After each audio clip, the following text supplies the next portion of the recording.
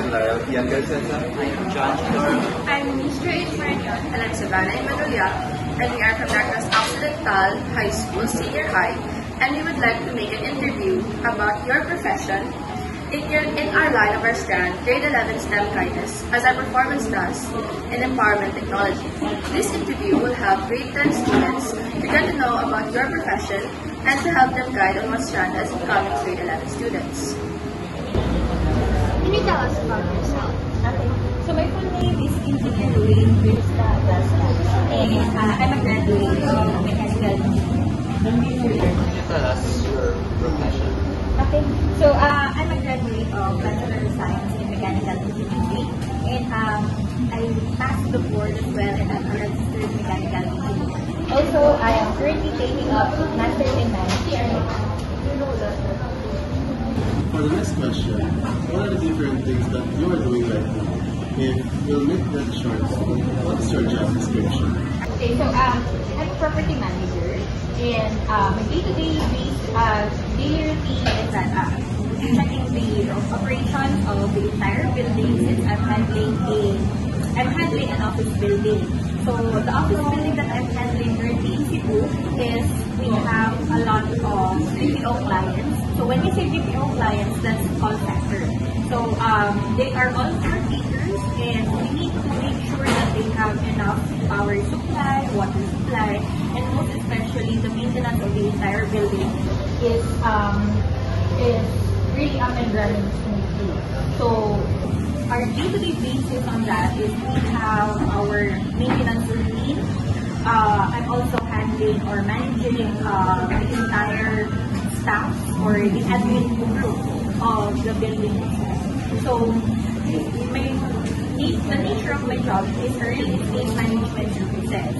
So when we say real estate management services, we are the third-party property management department, which is needed so that the building could operate smoothly on a day-to-day basis.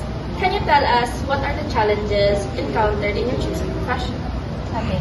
So the main challenges that I'm currently experiencing in my profession is that number one, since I'm handling an office building, yung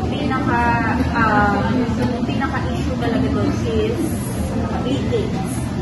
So, it's really, hindi na siya bago, kumbaga, sa isang building. So, may mga meetings talaga yun. Most especially, matagal na yung building. So, if may meeting, syempre, the clients or our tenants, magre-reklamo yan.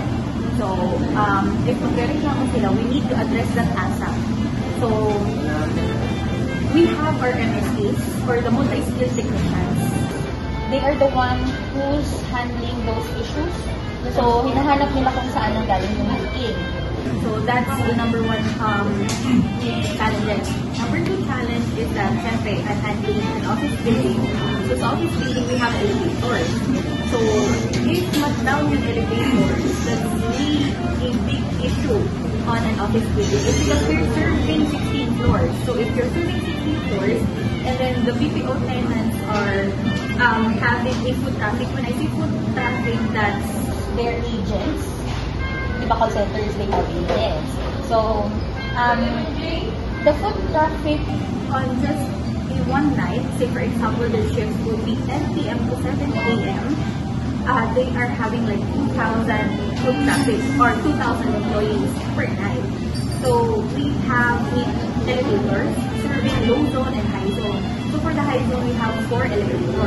So, that 4 elevators in the high zone, if dalawa yung magda-down dun sa elevator and dalawa na lang yung nagsiserve for the high zone elevator, that's really a challenge for us. It's because sa sobrang dami nung agents or sa traffic sa call centers, the 2 elevators cannot sustain the traffic. So, medyo challenge yun. And the tenants would escalate that. It's because, syempre, malilate yung tao, hindi na makakaabot sa break time and all. So, medyo, medyo challenge talaga yun. So what we do is that we need to have or to maintain the PMS of the elevator. When we say PMS is preventive maintenance schedule of the elevator, and that is scheduled monthly or as needed. So that's the second challenge. The third challenge is that yung agents, yung tenants natin, they have a lot of concerns, especially on how the guards treat them sa lobbies. So that's one. And number two, maintaining of the CR. So that's mostly management issues na. So we need to understand those, and we need to pacify the tenants and address the issue as soon as possible. So the three things that I'm pointing out, the first two things is most likely is engineering na side yun, and then the third one is on how you manage the entire building. The last and final question is a message that you want to tell us on how to become successful mechanical engineer or other engineer. So, my advice for the future engineers or whatever profession that you wanted to become after you will graduate on your current grade. So, you need to love what you do, and most especially if that's your priority, you really need to push hard to get those dreams of yours. So, strive hard and love your passion. For a bonus question, as a registered engineer, why do you think students should choose them as their senior high school study?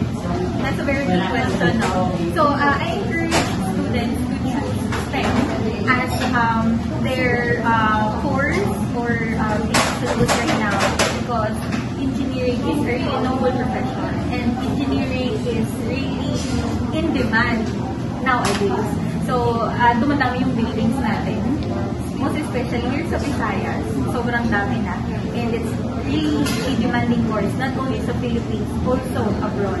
So, if you want to push on this dream, I really encourage students to take out engineering courses.